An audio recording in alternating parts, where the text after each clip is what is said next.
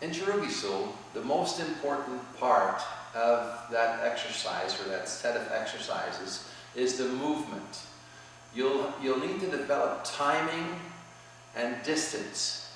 And so when my partner strikes at me, if I just jump way back, he will just take another strike and another strike and another strike. This is the mistake that you'll see a lot of white belts make.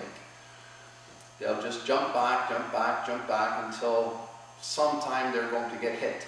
Okay? Instead, we are in a grabbing type art. Hapkido is an art that doesn't necessarily strike back, although we do have that aspect in the art. We are mostly concerned with, now we are close enough to grab a hold of you and then apply some kind of technique, whether that be a strike or a grab or a throw or a joint block or whatever. Okay, so our goal is to be in range. This set of exercises, Jiu-Jitsu, will teach you how to stay in range, not be too close, not be too far, move side to side, back to front, around the opponent, and all those different ways. But the main thing is we're always within grabbing distance. And so we'll give you a few examples. For instance, if the strike comes in, and I didn't move back, but I just simply stepped to the side, I have achieved everything I want. I'm not getting hit. I'm also close enough now to hit back. I'm also close enough to grab.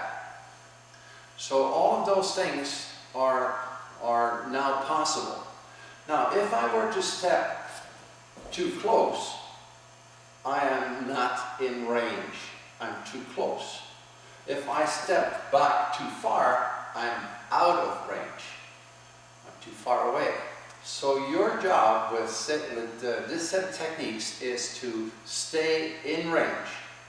Not too close, not too far, not jamming yourself so you have no travel in your punch, and not so far away that you're hardly touching a guy or not even at all. So you need to learn that with different size partners. I have a longer arm than he has. Another partner may be really short arm or whatever. So we need to practice that with different size partners. Now, generally speaking, we have a number of places in the martial arts that we would go. One would be one step back and stay in range. So my step back would not necessarily be exactly the same distance as he would. When he steps forward, so take a step back, and I'm here, and I'm not moving, he would hit me. Boom. Now, if I moved exactly the same amount back as he did, he couldn't hit me, but I also couldn't hit him. So you don't want to move back that far. You can also move to the side and back, which would allow maybe for a kick. You could move back to this side. You could move ahead to that corner. So we're really working on a star kind of principle. There's so many points in it. Straight forward, straight back, straight side to side, and then cross these angles for the other points.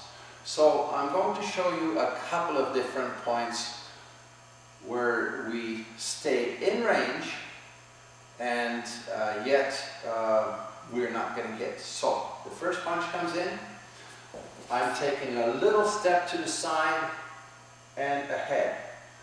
I've turned my body to minimize the target area, and now I'm ready to hit back. See, I still have some room for impact there. I'm not too far away, not too close. I'm close enough to block this and grab for a follow-up technique. Now, to do the same thing, you could, for example, jam his technique. He came in, I would be here, and instead of stepping back or stepping to the side, I'm stepping almost to behind him. Okay, and I'm turning all the way around here, and then I'm still close enough to deliver a strike this way. I can follow up by doing whatever I need to do. All the techniques are in there, so you'll see the techniques themselves explain that part of it.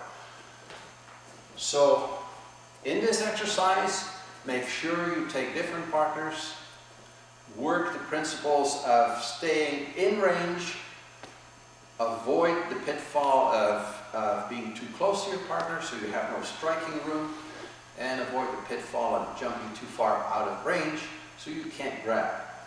That is the principle of chorizo.